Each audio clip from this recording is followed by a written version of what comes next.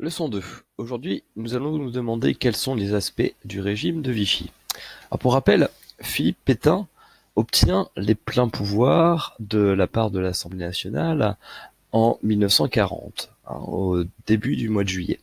Alors, très vite, il met fin à la Troisième République et établit un nouvel État qu'on appelle l'État français. C'est un État autoritaire dont il est le chef unique. Il n'y a plus d'élection, et les symboles de la République française sont supprimés.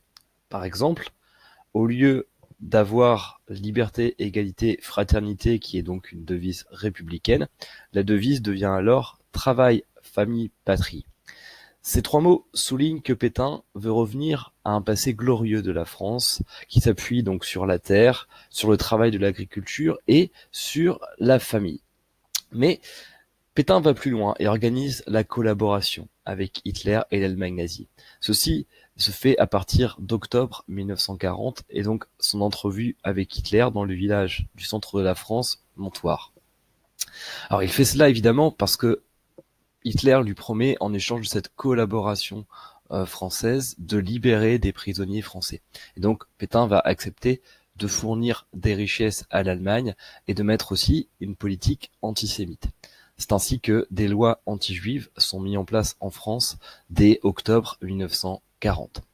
Alors, pour les Français, comment les Français vivent cette période? Cette période est compliquée. Évidemment, c'est celle des pénuries. Il y a un manque de certains produits et de nourriture, et donc on voit des files d'attente devant les commerces. C'est aussi évidemment la période de l'occupation allemande. Il faut subir la présence de soldats allemands sur le sol français. Et puis, évidemment, à partir de la libération de la France, et du débarquement du 6 juin 1944 par les Alliés.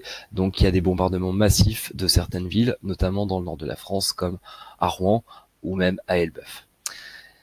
Autre aspect de la collaboration mis en place par Pétain, à partir de 1943, donc le service du travail obligatoire qui est mis en place. Alors là, ça va évidemment refroidir, révolter un certain nombre de Français, puisque ça veut dire, le STO, que des Français sont obligés d'aller travailler en Allemagne, notamment.